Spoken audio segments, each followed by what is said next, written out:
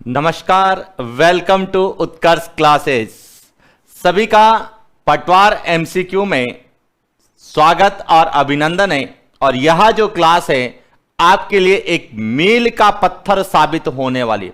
देखिए किस तरह से मील का यह पत्थर साबित होने वाली है कि मंजिल यूं ही नहीं मिलती राही को, जुनून सा दिल में जगाना पड़ता है। पूछा चिड़िया से घोंसला कैसे बनता, वो बोली तिनका तिनका उठाना पड़ता है।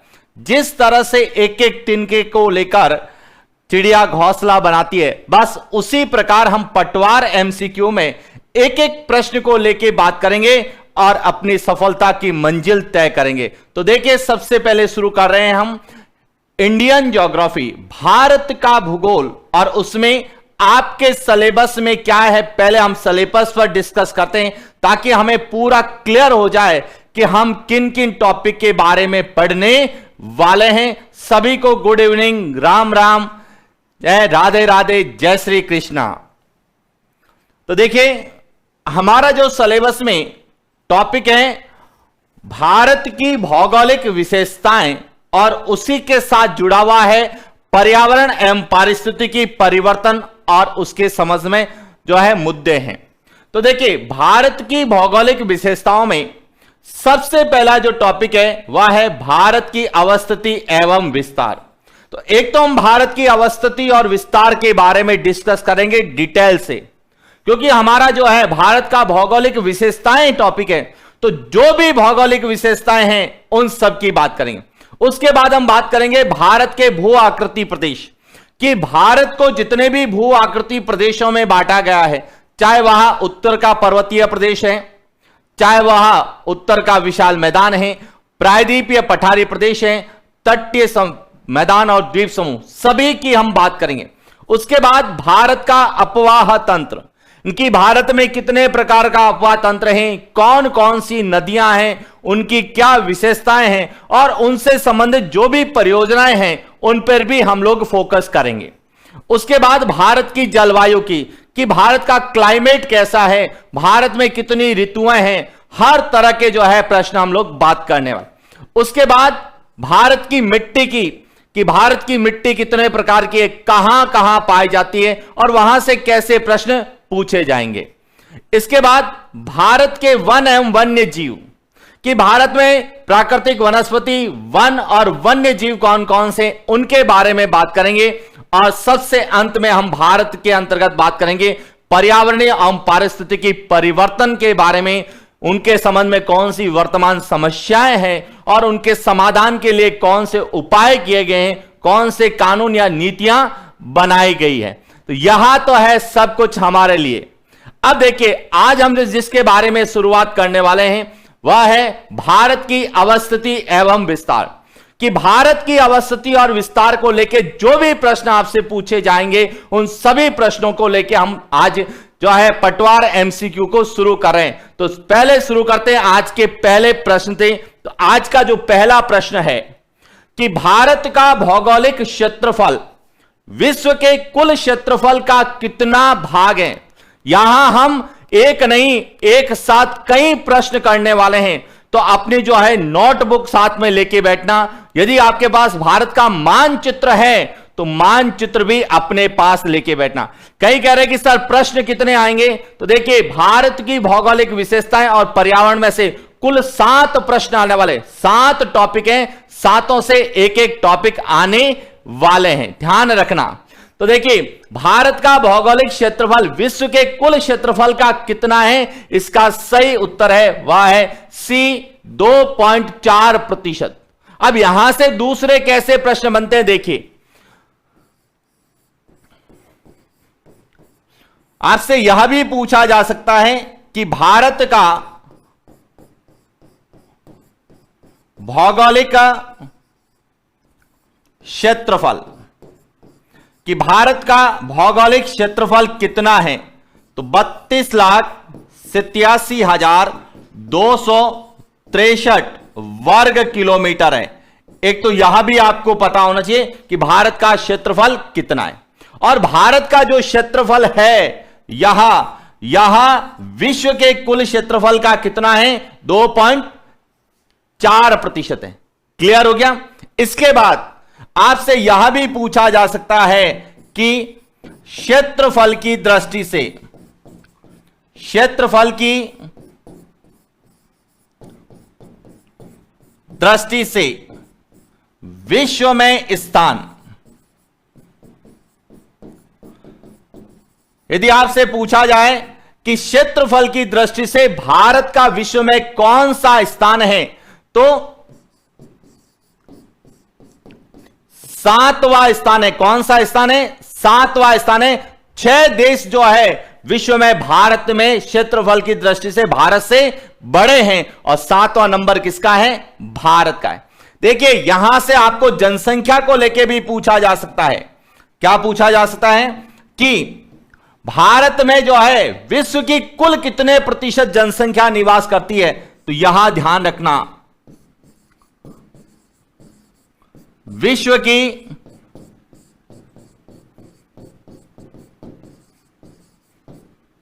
जनसंख्या, भारत में पूरे विश्व की जनसंख्या का विश्व की कुल जनसंख्या का 17.5% निवास करता है। क्लियर हो गया? तो 2 प्रश्न आपको यहां से पूछे जा सकते हैं, क्षेत्रफल की दृष्टि से और जनसंख्या की दृष्टि से, और क्षेत्रफल की दृष्टि से कौन सा स्थान है। क्लियर हो गया? अब बात करते हैं सेकंड क्वेश्चन की। भारत का उत्तर से दक्षिण अधिकतम विस्तार है। भारत का उत्तर से दक्षिण अधिकतम विस्तार है। ए 7,517 किलोमीटर, बी 3,214 किलोमीटर, सी 2,933 किलोमीटर और डी 6,100 किलोमीटर की उत्तर से दक्षिण। देखिए यहां उत्तर, यहां दक्षिण, यहां जो विस्तार है यानी कि भारत की लंबाई, भारत की उत्तर से लंबाई कितनी है? इसका सही उत्तर है 3,214 किलोमीटर।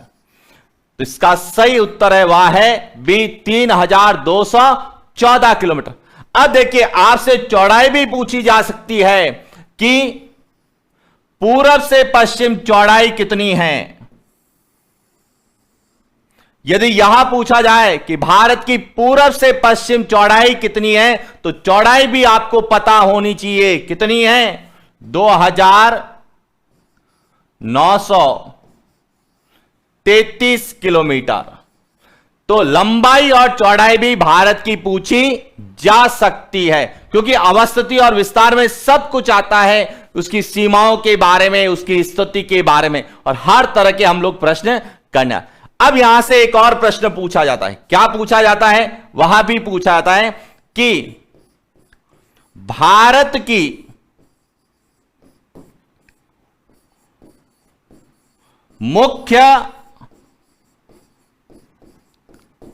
भूमि की तटीय सीमा, यह भी आपको पता होना चाहिए कि जो भारत की मुख्य भूमि कौन सी है, जहां पर हम डार्क कर रहे हैं। देखिए यहां भारत की मुख्य भूमि है और इस मुख्य भूमि की तटीय सीमा यहां से यहां तक, यहां भारत की तटीय सीमा है जो समुद्र से लगती है। तो भारत की मुख्य भूमि की तटीय सीमा कितनी है? तो 6,100 किलोमीटर। यह भी ध्यान रखना, क्योंकि हम तटीय सीमा पढ़ के जाते हैं, लेकिन हमें पूछा जाता है मुख्य भूमि। मुख्य भूमि की तटीय सीमा कितनी है? 6,100 किलोमीटर। और आपसे यदि पूछा जाए कि भारत की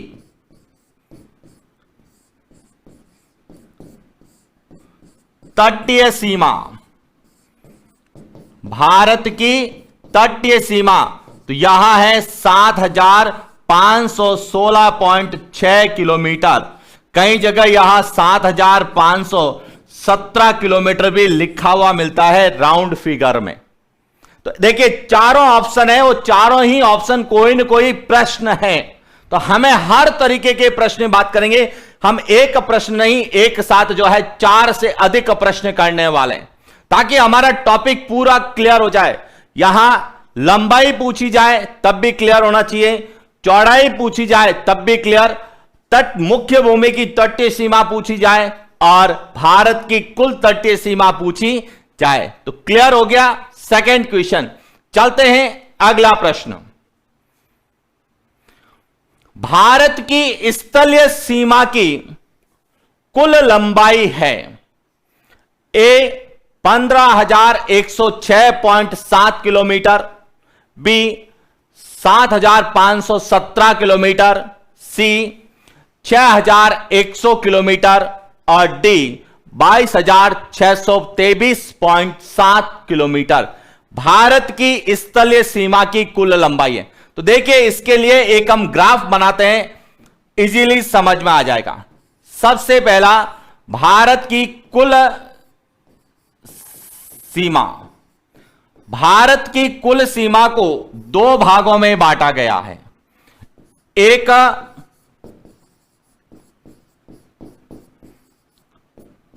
स्थलीय सीमा और दूसरी है तटीय सीमा। क्लियर? अब यहां से इजीली समझना, भारत की जो कुल सीमा है वह 22,623.7 किलोमीटर है।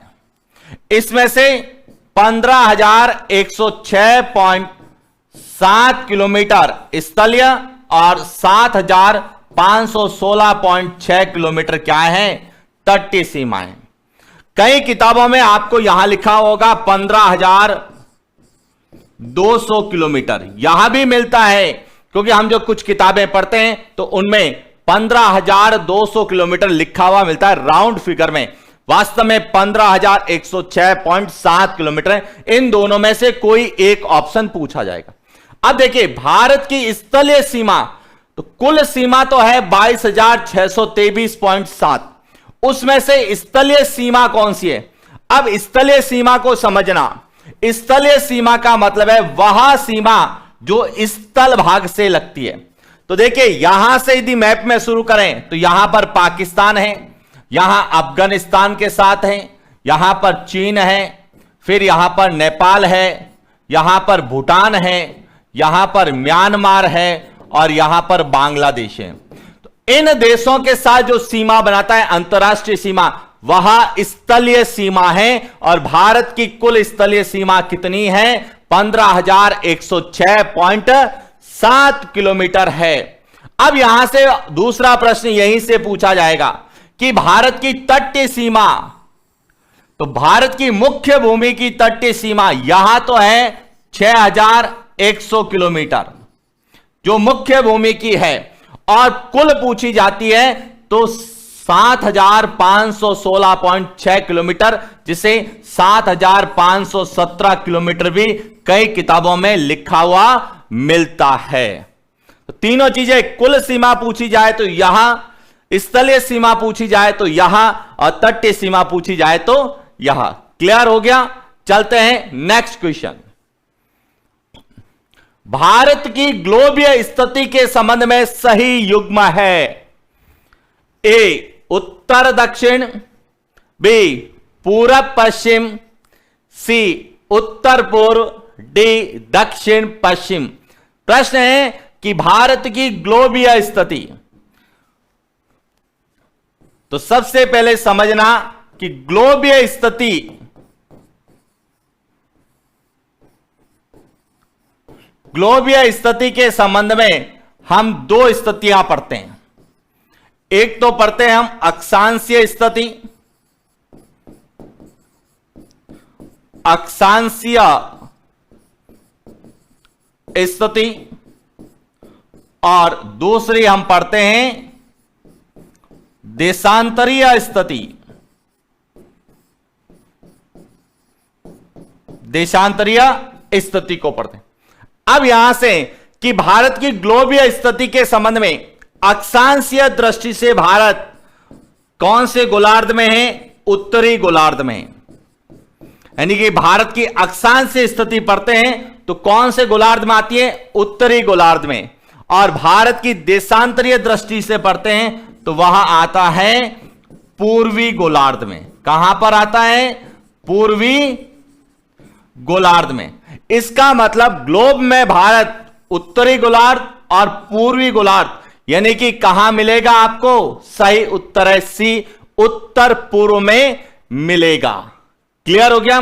समझ में आ रहा है आपको? ऐसे ही प्रश्न हमसे पूछे जाने वाले हैं स्थिति के संबंध में कि ग्लोबीय स्थिति का क्या है। यदि केवल पूछा जाए अक्षांशीय स्थिति तो हमारा आएगा उत्तरी गोलार्ध, नॉर्थ हेमिस्फीयर। केवल देशांतरीय स्थिति पूछा जाएगा तो हमारा आएगा जो है पूर्वी गोलार्ध। और यदि आपको दोनों ही पूछा जाए कि ग्लोब में जो है भारत की लोकेशन क्या है तो नॉर्थ और ईस्ट हेमिस्फीयर में आएगी, यानी कि नॉर्थ और ईस्ट में आएगी। कैसे? देख लीजिए इसको मैप में, यदि आप देखोगे तो इस तरह से भारत नजर आएगा। यहां ग्लोब, यहां भूमध्य रेखा और यहां ग्रीनविच रेखा, यहां नॉर्थ, साउथ, ईस्ट और वेस्ट हमारा भारत यहां नजर आएगा।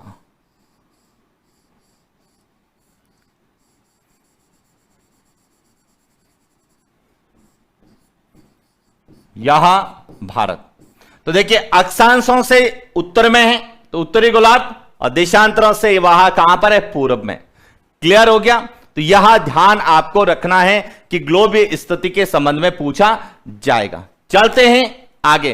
कहीं कह रहे कि सर कितने आवर्स का कोर्स होगा? तो देखिए आपको टोटल बता दें कि 30 घंटे हम जो है इंडिया की ज्योग्राफी पढ़ने वाले, जहां से 7 प्रश्न पूछे जाएंगे, और 30 घंटे हम राजस्थान पढ़ने वाले हैं जिससे 8 प्रश्न आएंगे। तो टोटल ज्योग्राफी के 15 क्वेश्चंस आपसे पूछे जाने वाले हैं। क्लियर हो गया? अगला प्रश्न बहुत इंपॉर्टेंट प्रश्न है, ध्यान रखना कि भारत के अक्षांशीय विस्तार का सही युग्म है कि अक्षांशीय दृष्टि से भारत कौन से अक्षांशों के बीच में स्थित है। कई कह रहे हैं कि सर ऑक्सफोर्ड एटलस सही है। कोई भी एटलस लीजिए, कोई फर्क नहीं पड़ता है, सब में लगभग आंकड़े सेम मिलेंगे। ठीक है ना? तो इसीलिए ध्यान रखना। अब भारत के अक्षांशीय विस्तार का सही युग्म समझना।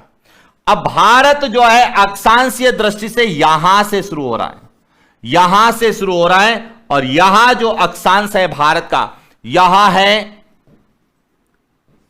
6 डिग्री 4 मिनट उत्तरी अक्षांश। क्लियर? फिर यहां भारत की मुख्य भूमि का अक्षांश है, यहां है 8 डिग्री 4 मिनट उत्तरी अक्षांश। यहां से शुरू होता है और यहां तक भारत है 37 डिग्री 6 मिनट उत्तरी अक्षांश। अब देखिए अक्षांशीय दृष्टि से भारत का विस्तार होना तो कहां से चाहिए? 6 डिग्री 4 मिनट से, लेकिन 6 डिग्री 4 मिनट कहीं पर भी ऑप्शन में नहीं है। तो इसीलिए भारत की मुख्य भूमि से पूछा गया है 8 डिग्री 4 मिनट। 8 डिग्री 4 मिनट उत्तरी अक्षांश से 37 डिग्री 6 मिनट उत्तरी अक्षांश, इसलिए इसका सही उत्तर क्या होगा? बी इसका सही उत्तर होगा। रट के चले जाना, यह ध्यान रखना, क्योंकि अक्षांशीय स्थिति या देशांतरीय स्थिति बहुत बार पूछी जाती है। तो भारत का अक्षांशीय विस्तार क्लियर हो गया। यही पूछा जाए देशांतरीय विस्तार, तो भारत यहां देशांतर कौन सा है? 68 डिग्री 7 मिनट पूर्वी देशांतर से शुरू होता है और यहां तक चलता है 97 डिग्री 25 मिनट पूर्वी देशांतर। तो अक्षांशीय विस्तार के साथ साथ देशांतरीय विस्तार भी क्लियर होना चाहिए। तो यहां जो ए ऑप्शन है यहां बताता है भारत का देशांतरीय विस्तार। देशांतरीय विस्तार। तो एक तरह से यह आपके लिए रिवीजन क्लास के रूप में है कि हर एक प्रश्न में हम दोनों तरीके से बात करेंगे कि किसी प्रश्न से कितने अधिकतम प्रश्न पूछे जा सकते हैं। तो अक्षांश स्थिति भी क्लियर होगी आपकी, अक्षांश विस्तार भी क्लियर हो गया, देशांतरीय स्थिति भी क्लियर होगी आपकी, और देशांतरीय विस्तार भी आपका क्लियर हो गया। देशांतरीय विस्तार पूछा जाएगा तो ए ऑप्शन, और अक्षांश विस्तार पूछा जाएगा तो बी ऑप्शन, एक ही प्रश्न में क्लियर। चलते हैं आगे, नेक्स्ट क्वेश्चन। निम्नलिखित में से भारत का उत्तरी बिंदु है, निम्नलिखित में से भारत का उत्तरी बिंदु है। A Indira point, B Pygmalion point, C Parson point, और डी इंदिरा कॉल। तो देखिए भारत में दो बिंदु याद करके जाना। एक तो भारत का सबसे उत्तरी बिंदु, यह भारत का उत्तरी बिंदु है, और भारत का जो उत्तरी बिंदु है इसे इंदिरा कॉल कहा जाता है। क्या कहा जाता है? इंदिरा कॉल कहा जाता है। और वर्तमान में यह कहां पर है? लद्दाख में है। पहले यह जम्मू कश्मीर राज्य में था, लेकिन वर्तमान में यह कहां पर है? लद्दाख में है। तो इसका सही उत्तर क्या हो गया? डी, भारत का उत्तरी बिंदु इंदिरा कॉल है। अब कई बार पूछा जाता है भारत का दक्षिणी बिंदु, तो यहां जो बिंदु है यह भारत का दक्षिणी बिंदु है, ध्यान रखना। यह भारत का दक्षिणी बिंदु है और इसे कहा जाता है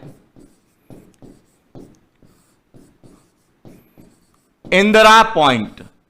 और यह कहां पर है? ग्रेट निकोबार में है। कहां पर है? ग्रेट निकोबार में है। और इसी इंदिरा पॉइंट को पिगमेलियन पॉइंट और पार्सन पॉइंट भी कहा जाता है। तो यह तीनों ही जो है यह भारत के दक्षिणी बिंदु है। इंदिरा पॉइंट, पार्सन पॉइंट या पिगमेलियन पॉइंट, यह तीनों ही भारत का दक्षिणी बिंदु है। क्लियर? लेकिन एक और प्रश्न यहां से पूछा जाता है। क्या पूछा जाता है? पूछा जाता है भारत की मुख्य भूमि का दक्षिणी बिंदु। यही प्रश्न पूछा जाता है कि भारत की मुख्य भूमि का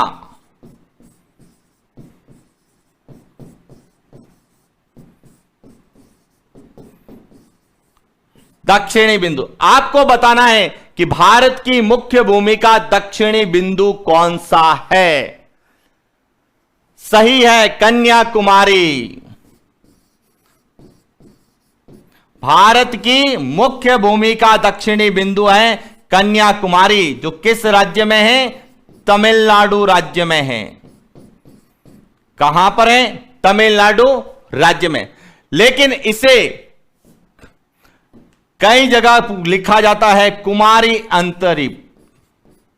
ध्यान रखना, यह भी दिया जा सकता है कुमारी अंतरीप भी कहा जाता है, और इसे ही कैप कॉमेरॉन भी कहा जाता है।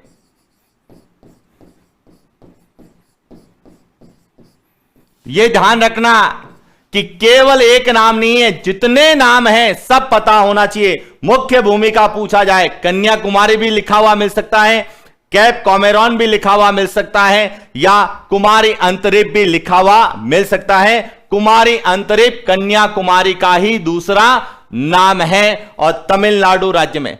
तो देखिए भारत के तीनों, उत्तर का पूछा जाए तो क्लियर, मुख्य भूमि का दक्षिणतम बिंदु पूछा जाए तो क्लियर, और दक्षिणी बिंदु पूछा जाए तो क्लियर। तो सभी तरह के प्रश्न आपके क्लियर हो चुके हैं। चलते हैं नेक्स्ट प्रश्न। भारतीय मानक समय रेखा नहीं गुजरती है। भारतीय मानक समय रेखा नहीं गुजरती है। ए उत्तराखंड, बी मध्य प्रदेश, सी छत्तीसगढ़, और डी आंध्र प्रदेश। देखिए ध्यान रखना, मानक समय रेखा किसे कहते हैं? मानक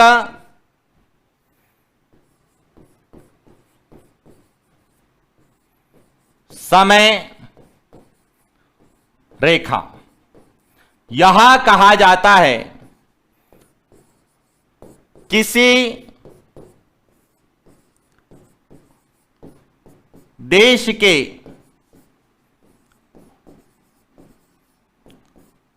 मध्य से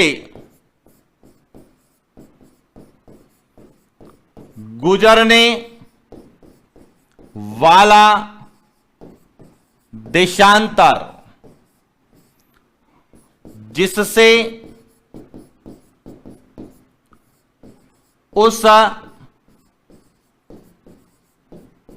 देश के समय का मापन किया जाता है। पहले तो मानक समय रेखा के बारे में क्लियर होना चाहिए। मानक समय रेखा किसी भी देश के मध्य से, यदि भारत के मध्य से गुजर रही है और भारत का यदि समय का निर्धारण किया जाता है तो वह भारतीय मानक समय रेखा कहलाती है। सेकंड आता है कि भारतीय मानक समय रेखा कौन सी है? भारतीय मानक समय रेखा, भारतीय मानक समय रेखा 82.5 डिग्री पूर्वी देशांतर है। ध्यान रखना, यह भी पूछा जा सकता है कि भारतीय मानक समय रेखा कौन सी है? 82.5 डिग्री पूर्वी देशांतर। अब यह कितने राज्यों से गुजरती है? तो देखिए यहां 1, 2, 3, 4 और 5, यानी कि जो 82.5 डिग्री पूर्वी देशांतर है, 82.5 डिग्री पूर्वी देशांतर, यहां भारत के 5 राज्यों से गुजरती है। कितने? 5। कौन कौन से हैं यह भी पता होना चाहिए। उत्तर प्रदेश, मध्य प्रदेश,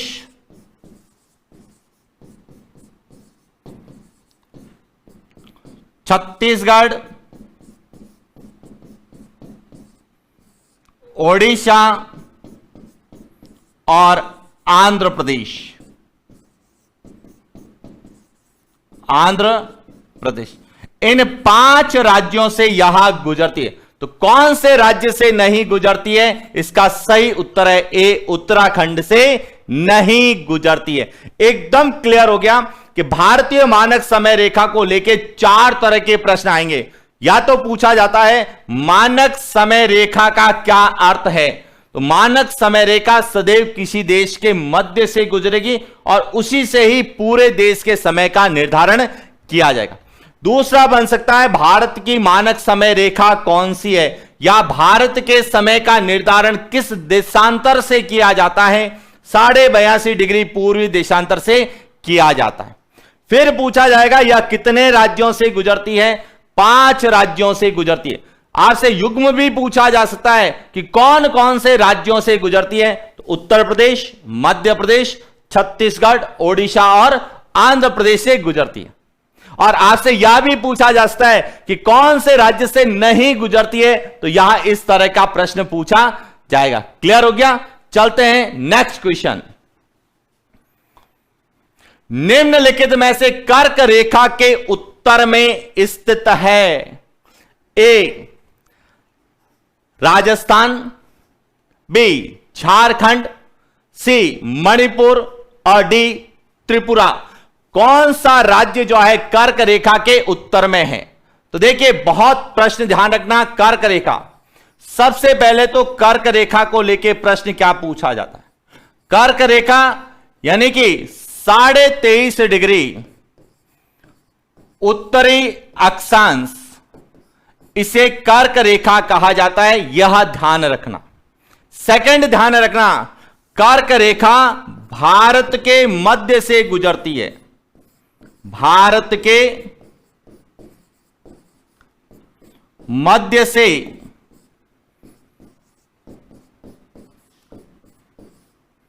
गुजरती है। क्लियर। तीसरा ध्यान रखना, क्या भारत के 8 राज्यों से गुजरती है। कितने राज्यों से? 8 राज्यों से गुजरती है। कौन कौन से राज्य हैं, एक एक को लेके हम बात करते हैं। यहां है गुजरात, गुजरात, यहां है राजस्थान, राजस्थान, मध्य प्रदेश, छत्तीसगढ़,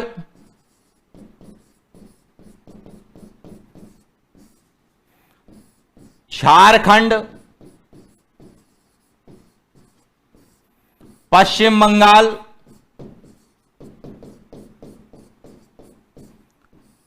त्रिपुरा और मिजोरम।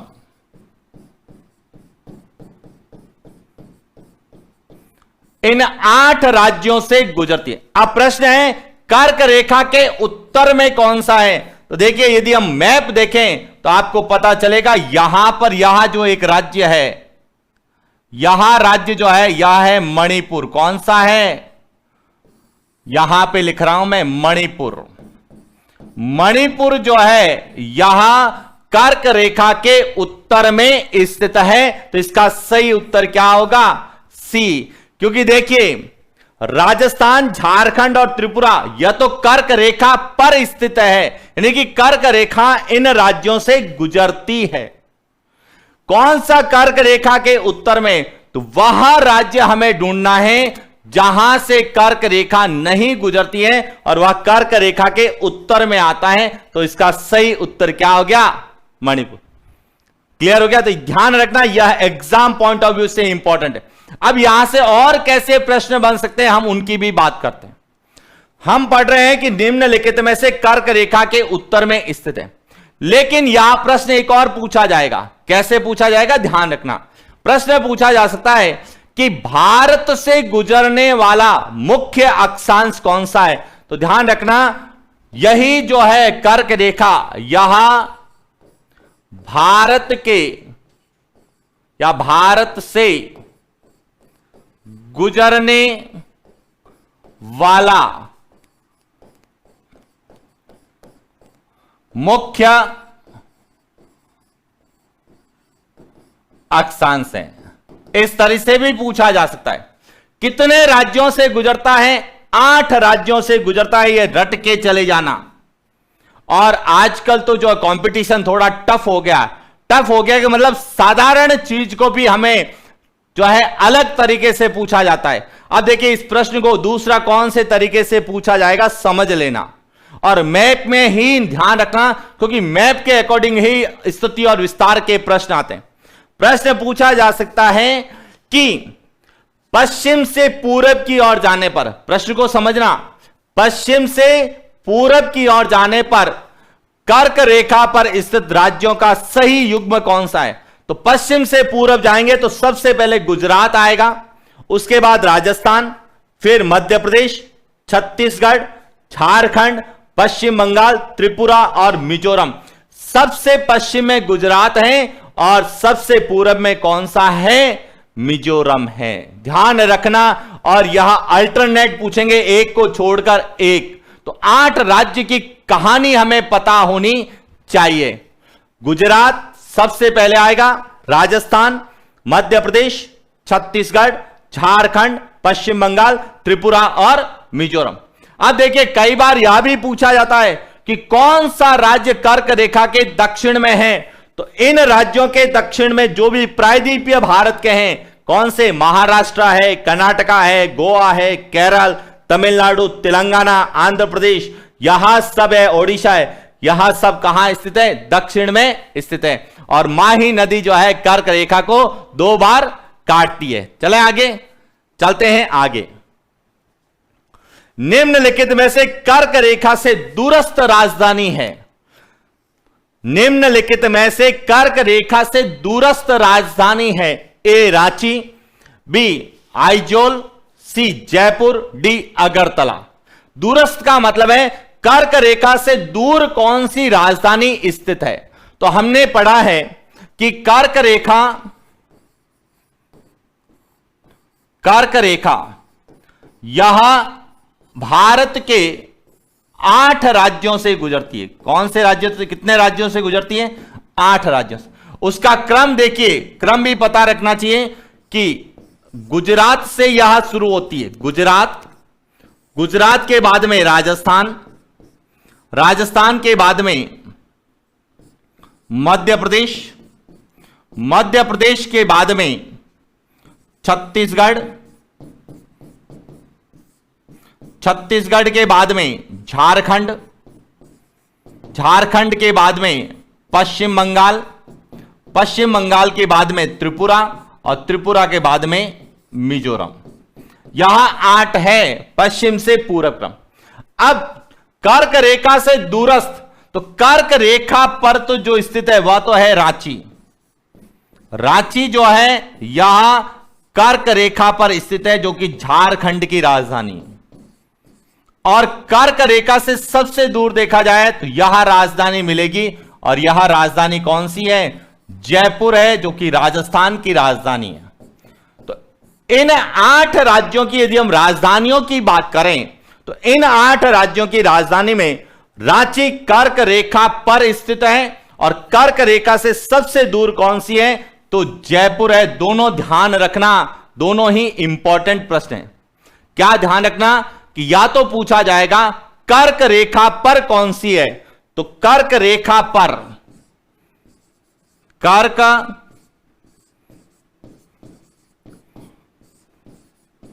रेखा पर स्थित है तो रांची झारखंड। और कर्क रेखा से यहां जो रेखा है यहां है कर्क रेखा, और इस कर्क रेखा से सर्वाधिक दूर कौन सी है? तो जयपुर है। क्लियर हो गया? देखिए, हम भारत का ज्योग्राफी पढ़ रहे हैं, भारत की स्थिति और विस्तार पढ़ रहे हैं, लेकिन प्रश्न कहां से पूछा जा रहा है?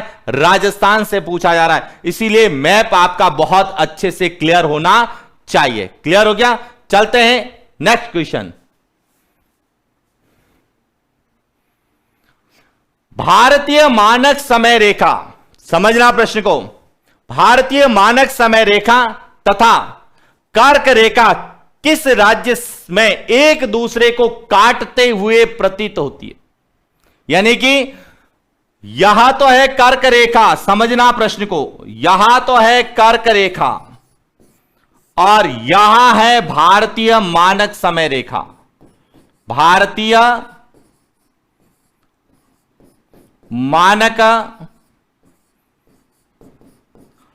समय रेखा यहां है 23.5 डिग्री उत्तरी अक्षांश और यहां है 82.5 डिग्री पूर्वी दिशांत। अब ये दोनों कहां पर काटते हुए प्रतीत होती है, यानी किस राज्य में यहां काटती है? तो मैप में आप देखिए इजीली समझ में आएगा कि यहां कर्क रेखा यहां से गुजरती है। देखिए, यहां से यह कर्क रेखा गुजरी और यहां देखिए यहां भारतीय मानक समय रेखा गुजरी। तो दोनों के बीच का जो स्थान है, देखिए यहां पर यहां काट रही है और यहां राज्य कौन सा है? यहां राज्य है छत्तीसगढ़। बहुत इंपॉर्टेंट प्रश्न है। छत्तीसगढ़ राज्य में काटती हुई प्रतीत होती है। इसका सही उत्तर क्या है? सी है। ध्यान रखना। अब देखिए यहां से एक और बहुत इंपॉर्टेंट प्रश्न बनता है, बहुत इंपॉर्टेंट प्रश्न एग्जाम पॉइंट ऑफ व्यू से। जब भी कभी रेखाओं को काटने का प्रश्न आता है तो 2 प्रश्न बहुत इंपॉर्टेंट है। एक तो यहां कि भारतीय मानक समय रेखा और कर्क रेखा यहां कहां पर काटती है, तो राज्य पूछा जाएगा छत्तीसगढ़। Point clear? दूसरा, इसी के साथ एक प्रश्न और नोट कर लीजिए, हो सकता है आप लोगों से पूछ लिया जाए। प्रश्न नोट करना कि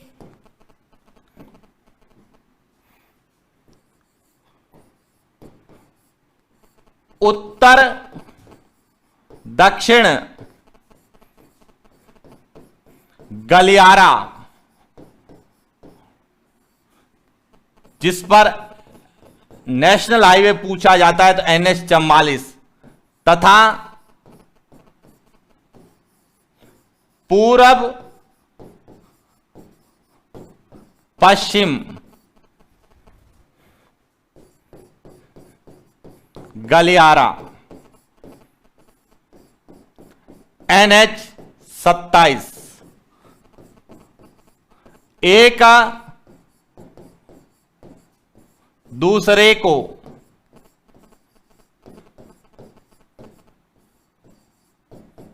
काटते हैं। यहां भी पूछा जाएगा, ध्यान रखना। और उस स्थान का नाम है झांसी। 1857 के क्रांति वाली झांसी। तो यह भी ध्यान रखना, झांसी से वहां दोनों यहां काटते हैं, उत्तर दक्षिण गलियारा और पूर्व पश्चिम गलियारा। क्लियर हो गया? तो ध्यान रखना, यहां झांसी ने एक दूसरे को काटते हैं।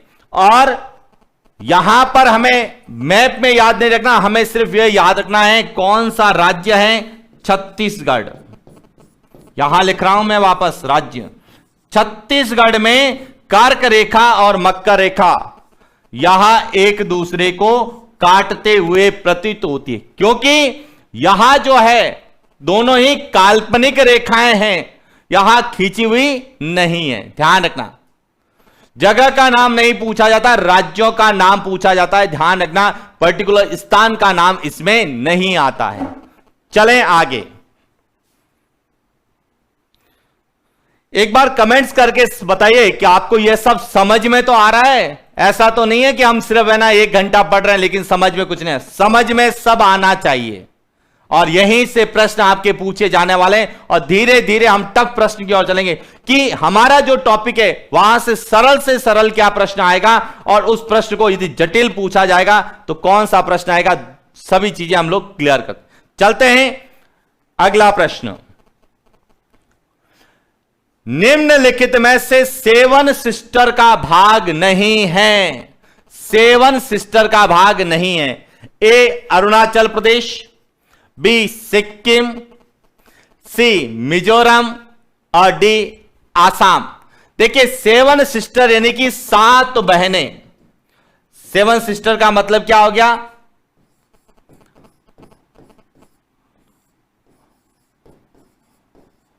7 बहनें। 7 बहनें किसे कहा जाता है? तो जो हमारे पूर्वोत्तर राज्य हैं, यहां देखिए, यहां पूर्वोत्तर राज्य है,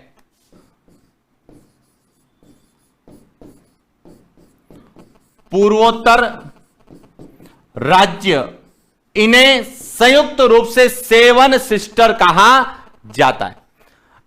अब कौन कौन से राज्य आते हैं यह भी हमें पता होना चाहिए। एक तो आता है अरुणाचल प्रदेश, दूसरा है असम, इसके बाद है मेघालय,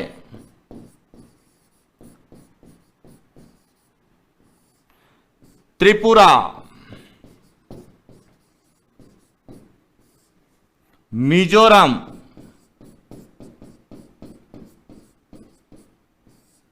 मणिपुर और नागालैंड। यहां 7 राज्यों को संयुक्त रूप से सेवन सिस्टर कहा जाता है।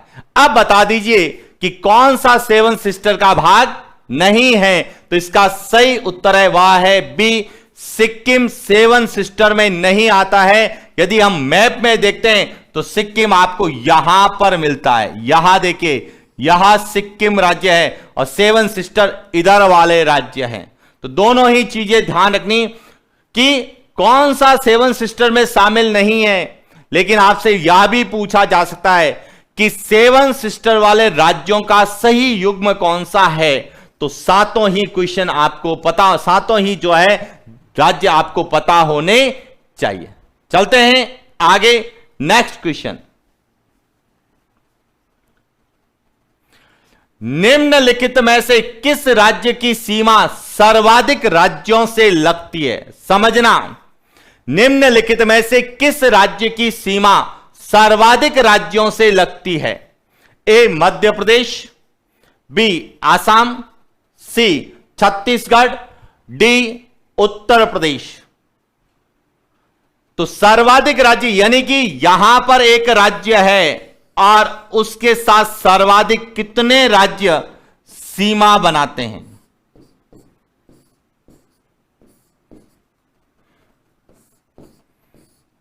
इस तरह से है। तो सही उत्तर है इसका उत्तर प्रदेश। कौन सा है? उत्तर प्रदेश है। कि किस राज्य की सीमा सर्वाधिक राज्यों से लगती है? तो उत्तर प्रदेश की सीमा सर्वाधिक राज्यों से लगती है। अब आपसे यह भी पूछा जाता है कितने राज्यों से लगती है, तो ध्यान रखना 8 राज्य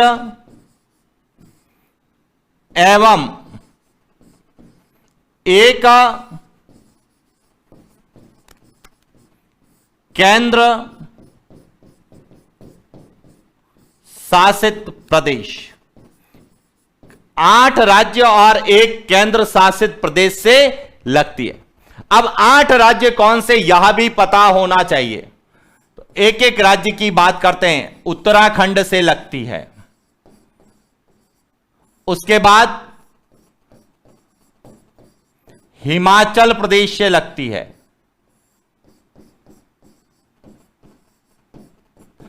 इसके बाद हरियाणा से लगती है, इसके बाद राजस्थान से लगती है, फिर मध्य प्रदेश से लगती है, इसके बाद छत्तीसगढ़ से लगती है, झारखंड से लगती है और बिहार से लगती है। तो देखिए 8 राज्यों से लगती है, यह भी ध्यान रखना। कहीं कह रहे कि आंसर की फोटो क्यों लगाई है? देखिए आंसर की फोटो जरूरी है। ज्योग्राफी पूरी मैप बेस्ड चलती है और आपको मैप की तरह ही याद होना चाहिए। क्योंकि आपसे यदि मैंने प्रश्न पूछा है कि राजस्थान में किस राज्य की सीमा सर्वाधिक राज्यों से लगती है, हो सकता है यही प्रश्न आपसे पूछ ले कि किस राज्य की सीमा उत्तर प्रदेश से नहीं लगती है। तो 8 राज्यों की सीमा उत्तर प्रदेश से लगती है और एक केंद्र शासित प्रदेश कौन सा है? दिल्ली। 8 राज्य और एक दिल्ली की सीमा जो है वह उत्तर प्रदेश से लगती है। तो कौन सी नहीं लगती है यह भी पूछा जा सकता है, यह ध्यान रखना। चले आगे चलते हैं नेक्स्ट क्वेश्चन की ओर। निम्नलिखित में से पुद्दुचेरी का संबंध किस राज्य से नहीं है? ए आंध्र प्रदेश, बी कर्नाटक, सी तमिलनाडु, डी केरल। पुद्दुचेरी का संबंध किस राज्य से नहीं है आपको बताना है। यस कह रहे हैं कि सर झांसी उत्तर प्रदेश में है। सही है, झांसी उत्तर प्रदेश में है। क्लियर? अब देखिए पुद्दुचेरी की बात करें तो पुद्दुचेरी एक केंद्र शासित प्रदेश है, ध्यान रखना। पुद्दुचेरी जिसे हम पांडिचेरी के नाम से जानते थे, यहां एक यूनियन टेरिटरी केंद्र शासित प्रदेश है और इसके 4 भाग है। ध्यान रखना, इंपॉर्टेंट प्रश्न है। इसके 4 भाग किए हुए हैं। एक तो है यनम, एक है माहे, एक पुद्दुचेरी और एक है कराईकल। यहां 4 भागों को मिलाकर एक केंद्र शासित प्रदेश बनाया गया है पुद्दुचेरी। अब देखिए मैप में जब बात करते हैं तो माहे जो है हमें कहां मिलता है? माहे केरला में है। यहां माहे जो कि केरल राज्य में, किस राज्य में है? केरल राज्य में है।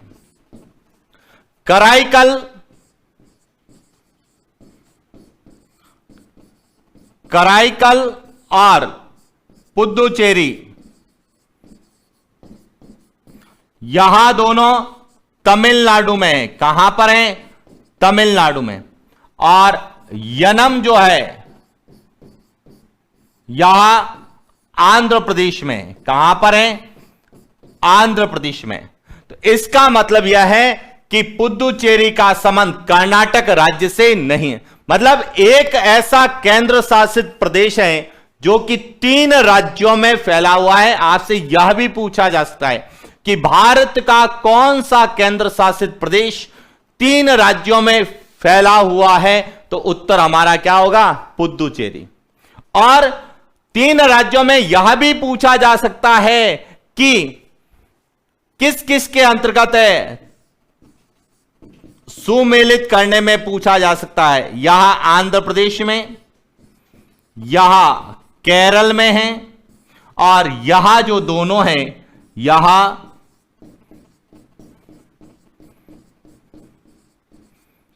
तमिलनाडु में है। तो यहां सुमेलित करने में भी आपसे प्रश्न पूछा जा सकता है कि कौन सा युग्म सुमेलित है या नहीं है।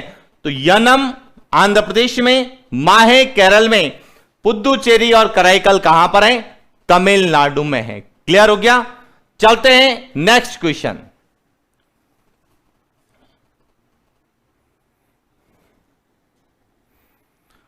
निम्नलिखित में से असुमेलित युग्म को छांटिए कि कौन सा युग्म सुमेलित नहीं है। ए, भारत का उत्तरी बिंदु इंदिरा कौल। बी, भारत का दक्षिणी बिंदु कुमारी अंतरिप। सी, भारत का पूर्वी बिंदु किबिथु। और डी, भारत का पश्चिमी बिंदु गुहार मोती। कौन सा असुमेलित युग्म है आपको बताना है। तो पॉइंट मैं आपके सामने लगा देता हूं।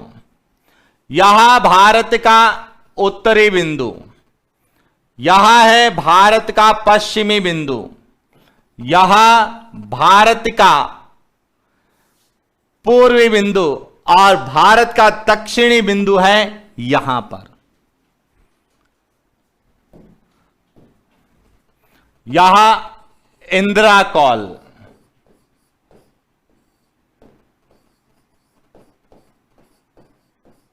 इंदिरा कौल, यहां है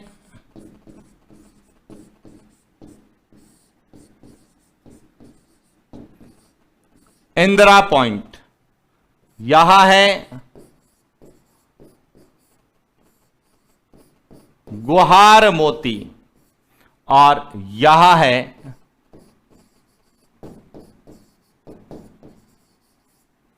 किबिथु। राज्य और केंद्र शासित प्रदेश भी पूछे जा सकते हैं। यहां लद्दाख में है, यहां गुजरात में है, यहां अरुणाचल प्रदेश में है,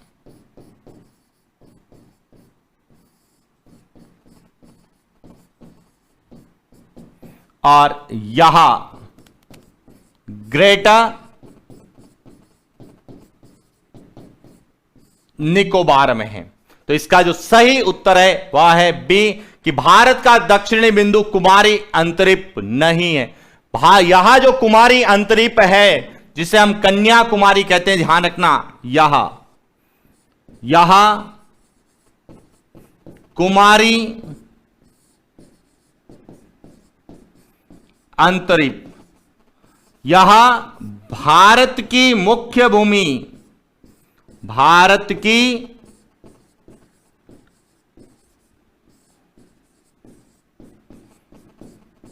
मुख्य भूमि है, उसका दक्षिणतम बिंदु है। ध्यान रखना, यह इंपॉर्टेंट प्रश्न है। मुख्य भूमि का पूछा जाएगा तो कन्याकुमारी या कुमारी अंतरिप आएगा, लेकिन भारत का दक्षिणतम बिंदु पूछा जाएगा तो इंदिरा पॉइंट आएगा, जिससे हम पिगमेलियन पॉइंट या पार्सन पॉइंट भी कहते हैं। कई प्रश्न कमेंट्स कर रहे हैं कि सर यह क्लास पटवार के लिए इनफ है क्या? तो देखिए, इतना तो मुझे विश्वास है कि जितने प्रश्न हम लोग करने वाले हैं अकॉर्डिंग टू सिलेबस करने वाले हैं, और एक भी प्रश्न बाहर नहीं जाएगा इंडियन ज्योग्राफी में से। ये ध्यान रखना, इंडियन ज्योग्राफी के 7 प्रश्न आएंगे, 7 ही प्रश्न आपको इन्हीं में से मिलेंगे। जैसा प्रश्न दे रखा है हो सकता है वैसा नहीं पूछे, लेकिन इन्हीं में से ही प्रश्न पूछे जाएंगे। तो एक तरह से हम एक प्रश्न नहीं कर रहे हैं, हर एक प्रश्न के साथ हम एक पूरा टॉपिक क्लियर कर रहे हैं। तो एक एक टॉपिक हम क्लियर करने वाले हैं। चलते हैं नेक्स्ट क्वेश्चन। देखिए, इस प्रश्न को इसलिए हम लोग करते हैं क्योंकि यहां से हमारे भारत की अक्षांशीय देशांतरीय स्थिति पता चल जाती है, पूर्वी और पश्चिमी बिंदु पता चल जाता है। चलते हैं नेक्स्ट क्वेश्चन। बहुत इंपॉर्टेंट प्रश्न है, आपको इसका उत्तर बताना है। क्या बताना है कि भारत के अंतः स्थलीय राज्य कितने हैं? भारत के अंतः स्थलीय राज्य कितने हैं? ए 19, बी 20, सी 17, डी 21। कितने राज्य हैं यह आपको बताना है। डेली यही 6:30 बजे से हम लोग मिलेंगे रोज इंडियन ज्योग्राफी के साथ। कंटिन्यू 20 दिन हम लोग मिलने वाले हैं और उसके बाद हम राजस्थान ज्योग्राफी की बात करेंगे। देखिए, अब अंतः स्थलीय राज्यों को समझने का सीधा तरीका क्या है? अंतः स्थलीय राज्य, अंतः स्थलीय राज्य का मतलब है वे राज्य जो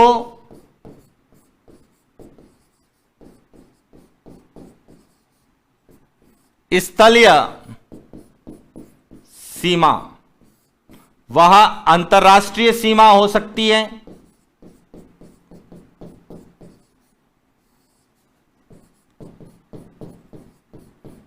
या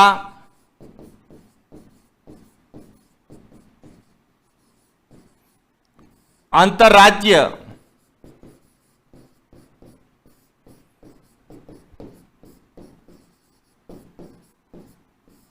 बहुत इंपॉर्टेंट प्रश्न है। देखिए, यहां से कई प्रश्न आपके क्लियर होने वाले हैं कि वे राज्य जो स्थल सीमा से घिरे हुए, स्थल सीमा वह अंतर्राष्ट्रीय सीमा भी हो सकती है और अंतर्राज्यीय सीमा भी हो सकती है।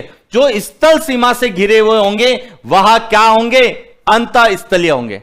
अब ध्यान रखना, अब इसका एक फॉर्मूला है कि भारत के कुल राज्य, भारत में या भारत के कुल राज्य कितने हैं? हम पढ़ते हैं वर्तमान में 28 राज्य। कितने राज्य हैं? 28 राज्य है। अब इन 28 राज्यों में से भारत के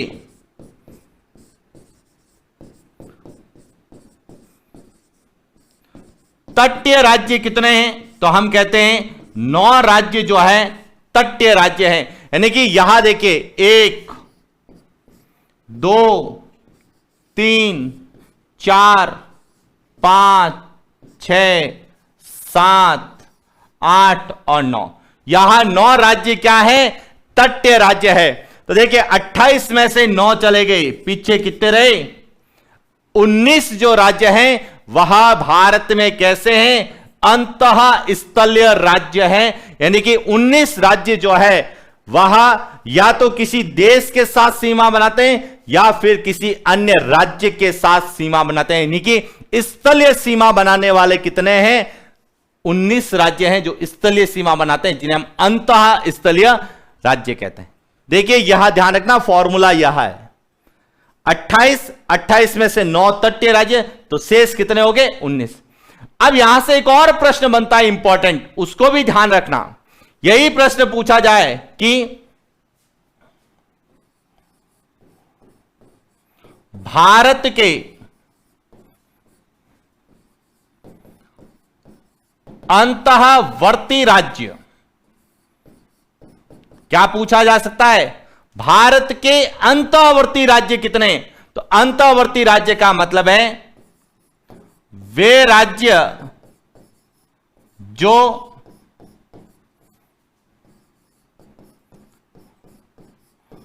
अंतरराष्ट्रीय सीमा तथा तटीय सीमा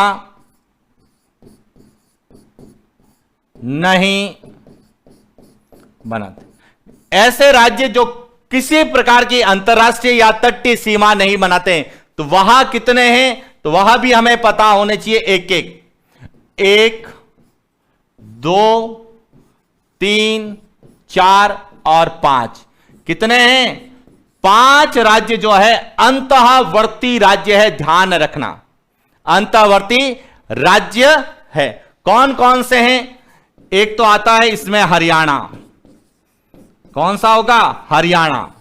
दूसरा आता है मध्य प्रदेश,